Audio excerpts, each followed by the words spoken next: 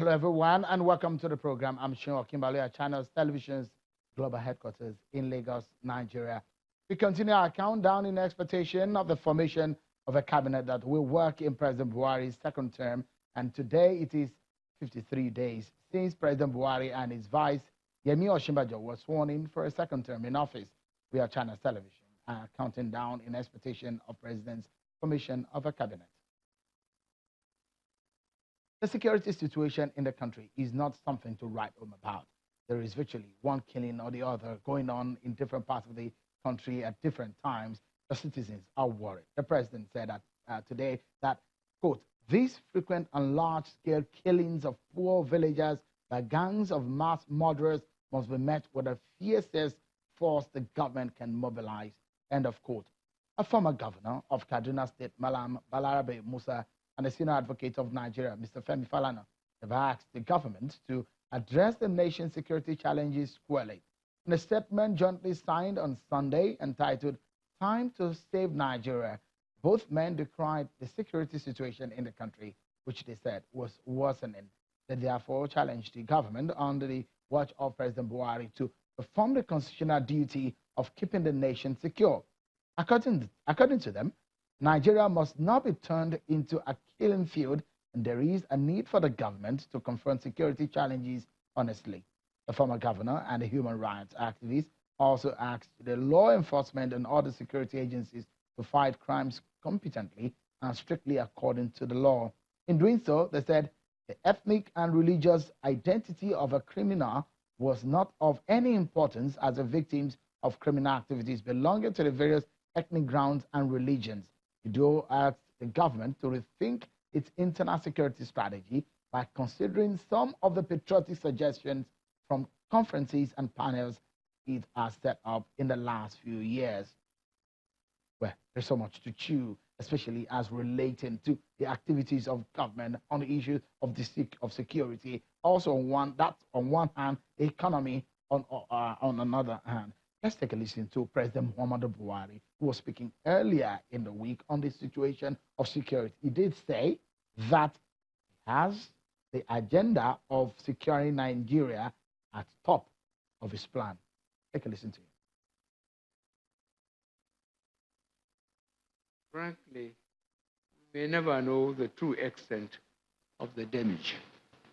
Estimates, however, suggest that African countries lose over 60 billion United States dollars annually due to illicit financial outflows, a staggering amount for a continent in dire need of developmental finance.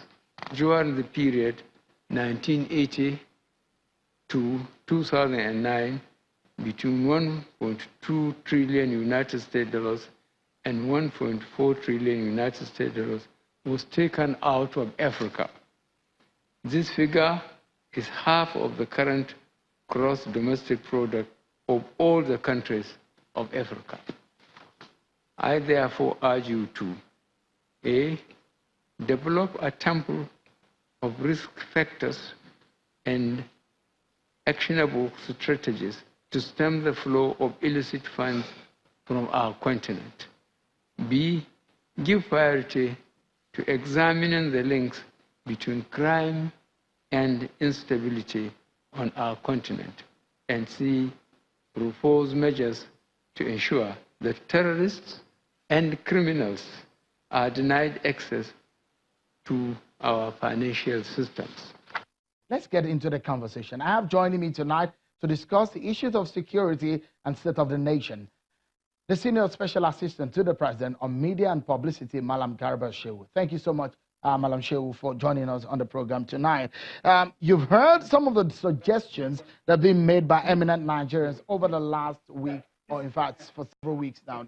There's been loads and loads of calls, especially on the latest one coming from Mr. Femi Falana and Malam Balarabe Musa. They're asking that the government should take a decisive action on the issue of security in the country. What is the president and the security advisors and security chiefs doing differently on this, what has become a special situation of insecurity in the country?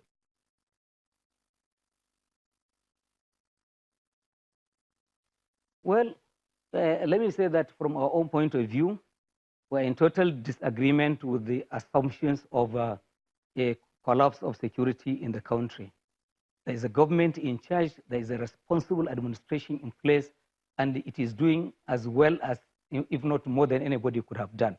Look, when you look at what had happened over the last few months, maybe 2-3 years going back, in Niger Delta, for instance, in North Central, in the Northeast,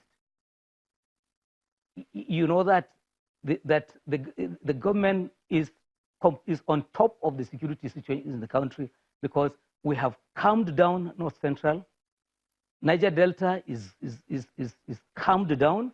Today, as we speak, if you are using the production of oil as an index of security in that region, OPEC is asking the Nigerian government to lower output. We have essentially defeated Boko Haram, and it's just a finishing job that is there. We have got challenges in the Northwest. Again, all of that is being surmounted as I speak to you, and the problems in the Southwest and some of the places in the Southeast are equally being tackled. You ask the question, what is the government doing about it?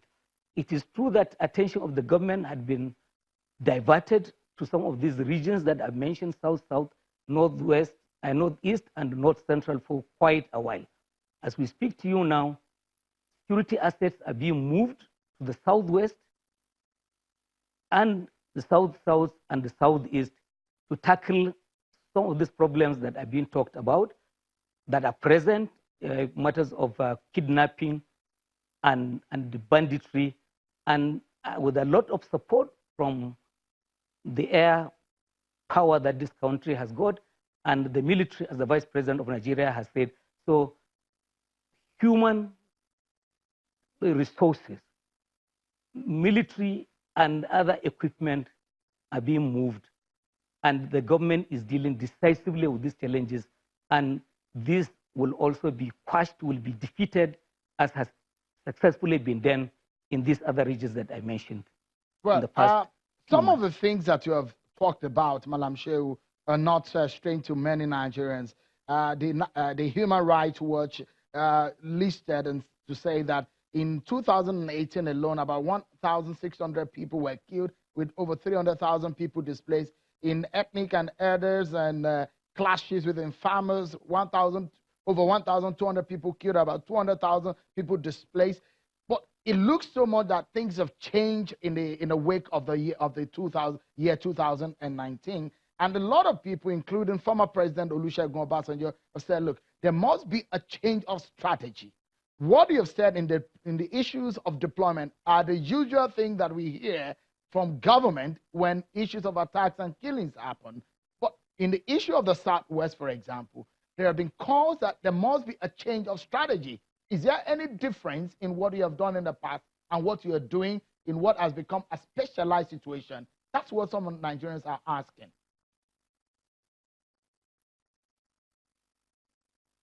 Now, let me say to you that security challenges had been present before the present administration came to office. We have met our own challenges. We're dealing with them as decisively as we can. Security challenges will remain because they keep changing. It's a rapidly changing, it's a dynamic situation. You just mentioned attacks by some leading individuals on the president and what he's doing on these matters. Nigerians have forgotten that in the past in this country, the chief law officer of this country, Attorney General and Minister of Justice, was executed in this country. And the administration at that time just waved this thing off as armed robbery, and in effect foreclosing any serious investigation into these matters. These are matters that we're dealing with. And very soon, you obviously would hear more concerning some of these elements. What are we doing differently? The dynamic situation changes as we are confronted with new challenges. We rise to that's the important thing that people should use to judge this administration. When we came in, the biggest problem was Boko Haram. Boko Haram is virtually gone now because they have been moved, cornered, into a very tiny strip, by the Lake Chad.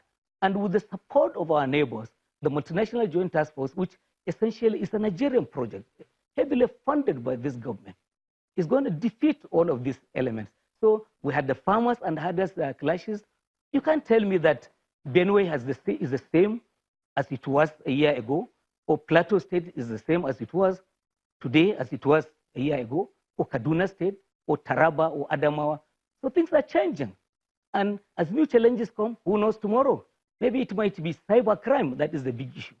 But my problem, and I hope that our friends in the media would help us to tackle this issue, because if a media culture deteriorates to the level of being centered on security only, other countries, look at India, look at what's happening in the United States of America, focuses on accountability. Can we focus on positives? And so that we get, because what you say, what you air, what you write, is what gives people the thing to talk about. Madam Shehu, maybe those are some of the realities. Tribal models. Maybe, because you are a senior member of the media before you went into government. So, the media is a reflection of the society. When people are being killed in the society, the media reports some of this situation. And if today, for example, Mr. Falano and Mr. Balarabe Musa are saying the government should fight some of this situation honestly. And for example, Chief Olusegun Obasanjo is saying what he has tagged alleged Fulani herdsmen attack, that the president is not showing the kind of honesty. Some of the things that he said, that they have allowed it to fester and spread, that the kind of statement and the kind of reaction that they expected from the president is not being gotten. And that is what has caused that kind of disappointment. Mr. Shehu. Let me say to you that this criticism is very unfair on a military gentleman who fought to keep this country as one, a gentleman who is a father and a grandfather, who is a community leader. No, President Muhammadu Buhari is responsive to the ongoing situation. We don't dispute the fact that politics in this country is about everything. People are throwing everything into politics, including matters of national security. So yes, if people want to cash in this and make political capital out of it, yes, they can do so. But at what? At the expense of the well-being of this country. As I said, in this country, there has been a tall list of murders. All of the atrocities that we have seen, Boko Haram and all of that. People are forgetting about all of that. You couldn't go to church on Sunday in some places in this country. In the mosques, hundreds were being bombed. This is a government that conquered and stopped all of that nonsense. And then somebody sits down there from the comfort of their air-conditioned parlor and they said, we are doing nothing. Now that's absolute rubbish because it's political. And we understand. Some of these people, they set up political parties, the parties wobbled, they didn't perform, they assembled all of the enemies that they can, and they made peace with them so that President Babangida will fail in the President Buhari will fail in the election. President Buhari won this election overwhelmingly. And so therefore, what's the big issue there? The next election is 4 years away. Let them contest for the election. I'm sure another critical issue is the suggestion that are being made. Some are asked, even the president has said, there's a need for Nigeria to see through federalism. Some people are calling for a start of a conference where some of these issues can be tabled and advice can be given to government on the way to move forward. Traditional rulers are being advised to be consulted and other leaders in the country. Is the president thinking in that regard? Is he consulting aside his security chiefs? In fact, there have been calls that he should also disband the security chiefs and rejig his security architecture. Is the president considering all of these suggestions?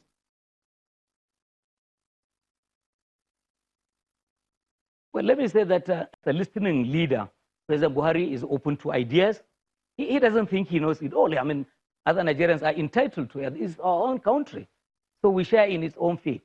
So suggestions are welcome. You've seen the vice president moving from one palace to the next in the southwest, and he's going to go to all of the parts of this country. That is positive.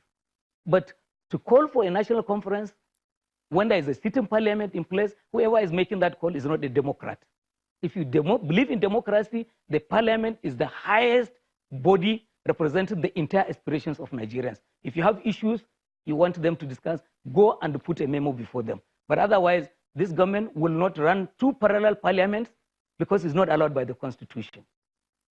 Mr. Shehu, I'd like you to quickly react to this. What a lot of people are saying, it is an incubation of some sort for a larger insecurity situation in the country, the Shiite situation, where they protest. They have accused you of not saying the right thing because they said that there are several court orders that have allowed the man to go home on bail, but the government of the day have not allowed. Those are the allegations against the government. And you had come out to say in a statement that the case of the Sheikh Zazaki is in the hands of the court. But this group has said that is not true.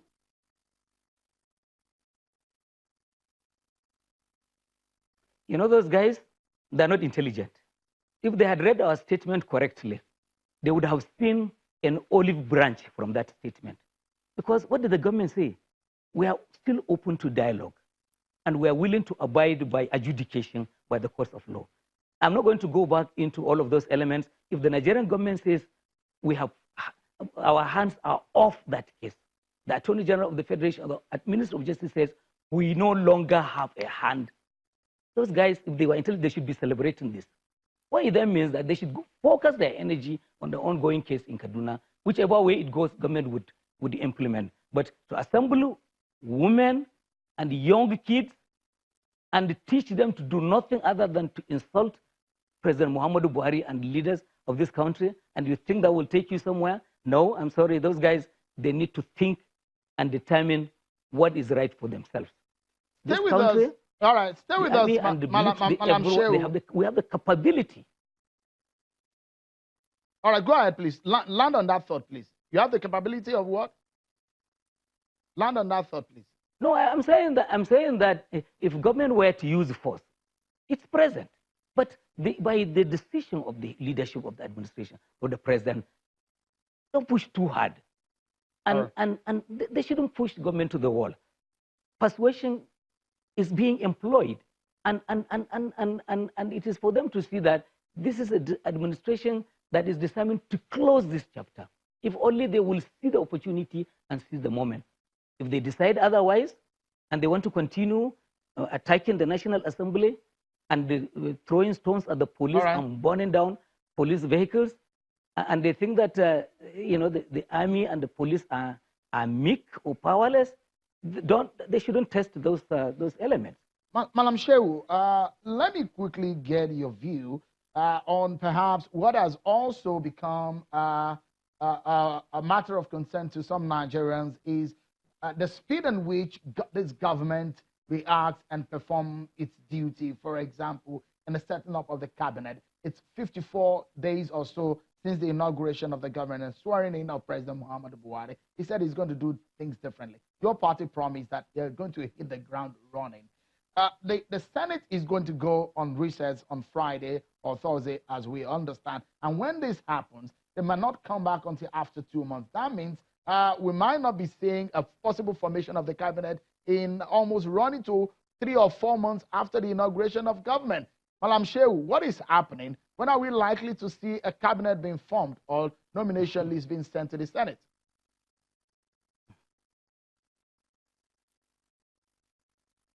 Well, before I left the State House, I had not been briefed about cabinet formation when the list will be sent to the National Assembly and all of that. It's all up to the president. He decides that himself. If the National Assembly goes on recess by Friday, you know, I think clearly from the statement we have read from them, they are also open to resumption from the recess to attend to the list in the event that the president sends while they are away. That notwithstanding, you know, the administration is still running, and yes, ministers are needed because it's a requirement of the Constitution. But I believe that reading the Constitution clearly, it's the president who is in charge of the executive of the government, and so long as he keeps running the country well, using officials other than ministers, and he's satisfied with that, I think that that we should give him all the support that he needs in that regard. Let me get your perhaps your final comment on the program, and it's going to be what your former boss, the former Vice President Atiku Abubakar, says, that there is a problem in the country, and he did say that this government that you work with is going to run the country into a problem. There is what he says that is an uncomfortable rising in the debt profile of the nation. That what the government met on the ground is the borrowings have now doubled. That the nation might be returned into the pre-2005 era where we had huge debt on our neck.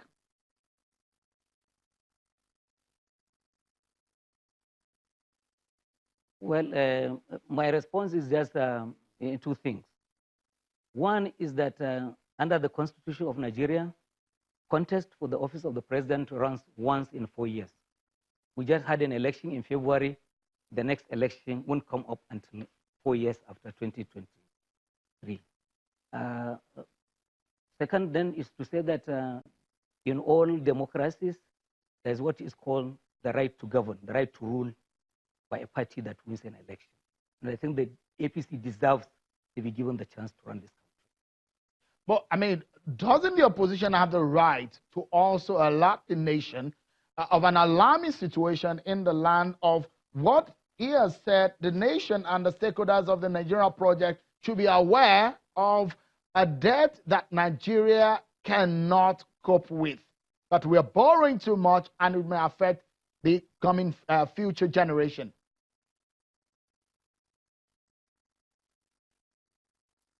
Well, you know that experts have spoken to us about the debt GDP ratio, and we've been assured that there is nothing threatening from all of that that is happening. However, to finally say to you that I'm not sure there's anything new that is being said by the opposition at this time. These are issues they took to the electorate in February, and the electorate said, no, we don't want you. It's Buhari we want. That's how it turned out to be. Well, I'm Garba Shehu. Thank you so much for coming on tonight on the program.